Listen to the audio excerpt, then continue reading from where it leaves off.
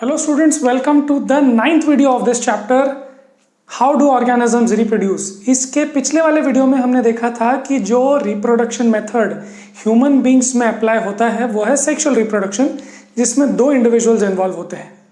तो हमने इसके पिछले वीडियो में बेसिकली ये देखा था कि how do humans, let's say males and females, how do they mature sexually, and then उसके आगे हम लोग इस वीडियोज में देखने वाले हैं कि कैसे ये सेक्सुअल रिप्रोडक्शन का प्रोसेस होने वाला है। अब सेक्सुअल रिप्रोडक्शन का प्रोसेस में देखो, आपको यह ध्यान रखना है कि दो गैमेट्स लगेंगे, एक मेल और फीमेल गैमेट्स, और वो दो गैमेट्स को मिलना चाहिए और मिलने के बाद फर्टिलाइजेशन होना चाहिए। फर्टिलाइजेशन होने के बाद में वहां पर एक प्रोटेक्टिव कवरिंग बननी चाहिए।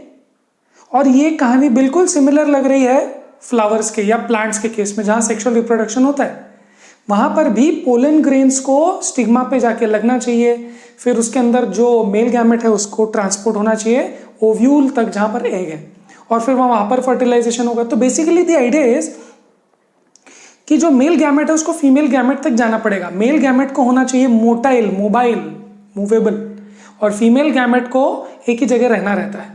या फिर ऐसे सोच सकते हो आप, जो एक ही जगह पे पड़ा हुआ रहता है वो है फीमेल गैमेट, और जो मूविंग होता है वो है मेल गैमेट, राइट। सो ये बातें अपने को समझनी है। अब बात ये हुई कि ह्यूमन रिप्रोडक्शन में जो मेल और फीमेल रिप्रोडक्टिव सिस्टम है वो कैसे हैं और वो कैसे काम करते हैं फर्टिलाइजेशन के प्रोसेस में, वो हम देखने वाले हैं। तो इस वीडियो में will just talk about the male reproductive system, right.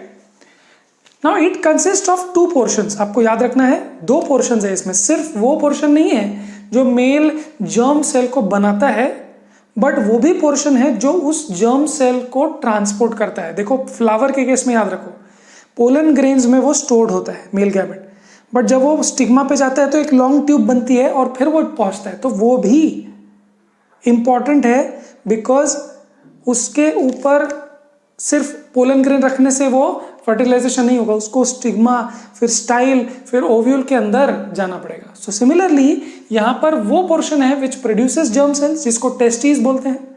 It's a plural, there are two, and other portions which deliver the germ cell to the site of fertilization. Site of fertilization क्या है? Female body. Flowers में site of fertilization कहां था? देखो, जहां पर female gamete रहेगा stationery, वहीं पर जाके करना पड़ेगा। So basically male reproductive system में ना सिर्फ आपके पास में जर्म सेल प्रोडक्शन का डिवाइस होना चाहिए, but also to transport it to the site of fertilization which is the female body, right. Testis are located outside the abdominal cavity in the scrotum. For humans, अगर आपको diagram भी दिख ही रहा है, the testis जहां पर male gametes produce हो रहे हैं वो साइट पे, वो साइट बाहर है हमारी बॉडी के। क्यों है बाहर? बिकॉज, मतलब ऐसे देखो तो आप, वो बाहर होना जरूरी भी है, इज बिकॉज अगर वो अंदर होगा और वो 37 डिग्री सेल्सियस जो हमारे नॉर्मल बॉडी टेम्परेचर, अगर वो उसमें रहेगा तो वो जिंदा नहीं रह पाएगा ज्यादा देर। सो उसके लिए 2-3 डिग्री सेल्सियस कम होना जरूरी है बॉडी से, इसीलिए वो हमारी बॉडी के बाहर है, हमारी एब्डोमिनल कैविटी के बाहर है, और वो एक सैक लाइक स्ट्रक्चर में है जिसका नाम है scrotum. So again testis are located outside the abdominal cavity in the scrotum, because sperm germ cells, जिसको हम लोग स्पर्म्स भी बोलते हैं, formation requires lower temperature 37 degree Celsius, जो नॉर्मल बॉडी टेम्परेचर है उससे लोअर, और बुखार होती है तो फिर 38-39 डिग्री सेल्सियस भी हो सकता है। तो इसीलिए वो सब बाहर होता है, और वो एक particular temperature 2-3 degree Celsius below वो ऑपरेट करता है, और वहां पर ही वो रह पाता है। नाउ इट ऑल्सो सीक्रेट्स, तो जैसे टेस्टिस आपको याद रखना चाहिए, जो कंट्रोल एंड कोऑर्डिनेशन ये चैप्टर में आता है। वैसे तो हमने नहीं कवर किया अभी तक, बट हम इसको होपफुली कवर करेंगे। तो वहां पर टेस्टोस्टेरोन जो हार्मोन है वो भी सीक्रेट करने का काम करता है टेस्टिस। तो ये टेस्टोस्टेरोन क्या काम करता है वो तो उस चैप्टर में हमने पढ़ना ही है, बट अभी यहाँ पर मैं बता सकता हूँ कि ये जो सेकेंडरी सेक्सुअल कैरेक्टर्स होते हैं मेल्स में, बॉयज में, जो आपको दिखते हैं ना, उनकी वॉइस क्रैक होना स्टार्ट हो गया, या फिर उनको दाढ़ी मूंछ आने लग गई, ये सब जो है पिंपल्स आने लगे, तो ये जो let's say these mail characteristics जो आने होते हैं वो टेस्टोस्टेरोन हार्मोन से होते हैं, और ये टेस्टोस्टेरोन हार्मोन रिलीज करने का काम भी टेस्टिस करता है। तो again it also secrets testosterone hormone which regulates sperm formation obviously, वो टेस्टिस के अंदर है तो वो सब वहाँ के कार्यक्रम भी मैनेज करेगा। And also brings about changes in appearance in boys, जिसके हमने बात की थी पिछले वीडियो में। नाउ स्पर्म्स आर डिलीवर्ड, तो ये बेसिकली प्रोडक्शन वाली बात हो गई। देखो टेस्टिस की बात हमने कर ली, वहां पर वो प्रोडक्शन हो रहा है। अब सिर्फ प्रोडक्शन करके तो नहीं होगा, है ना।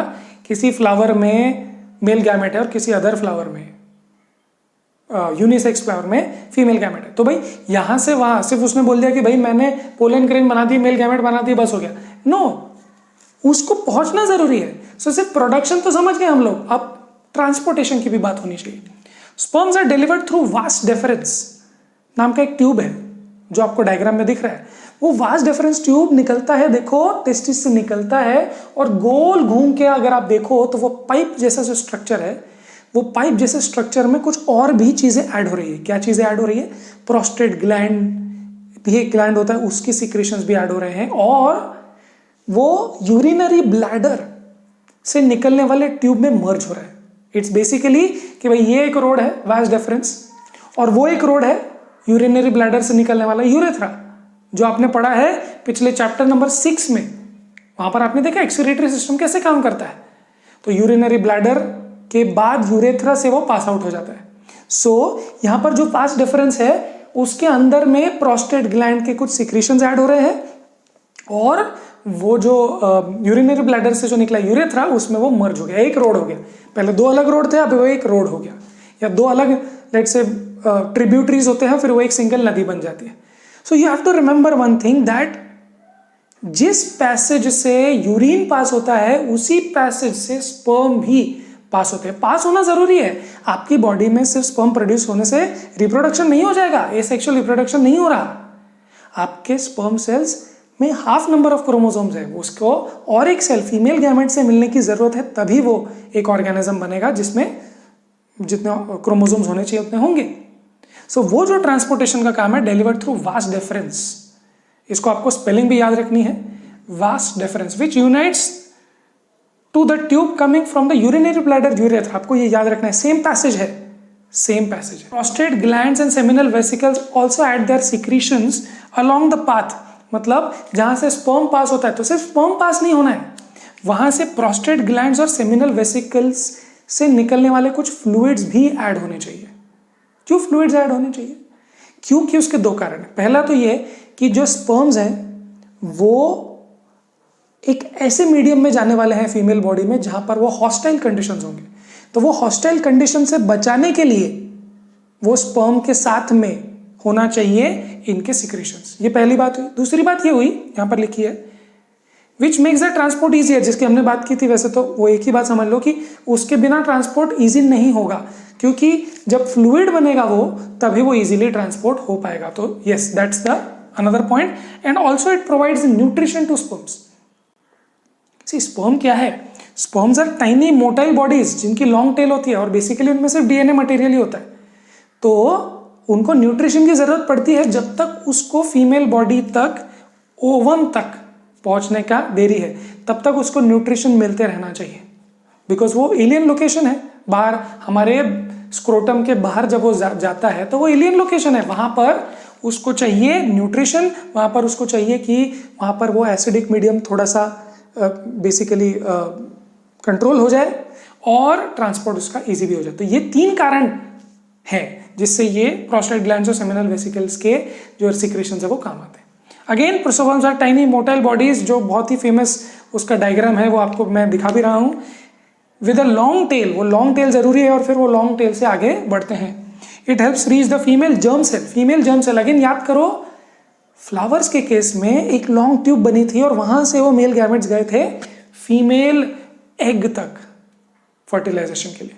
तो सेम चीज होने वाली है ह्यूमंस में भी, right. So this is all about human reproductive system, जिसके हम मेल की बात कर रहे थे। वो एक्सरसाइज का क्वेश्चन नंबर 5 है, which says what are the functions performed by the testis in human beings. तो दो फंक्शंस है, देखो। पहली बात ये, it produces sperms which are the male gametes, and it also produces the testosterone hormone, जिसका एक तो फंक्शन ये है कि वो सेकेंडरी सेक्सुअल कैरेक्टर्स बॉयज में दिखाता है, और भी फंक्शंस है जिससे मसल ग्रोथ वगैरह वगैरह भी होता है। बट एनीवे वो सब बातें अलग है। बट टेस्टिस दो चीजें करता है, टेस्टोस्टेरोन प्रोडक्शन और sperm production, right, great. So let's end this video here. Next video में हम लोग बात करने वाले हैं फीमेल रिप्रोडक्टिव सिस्टम की।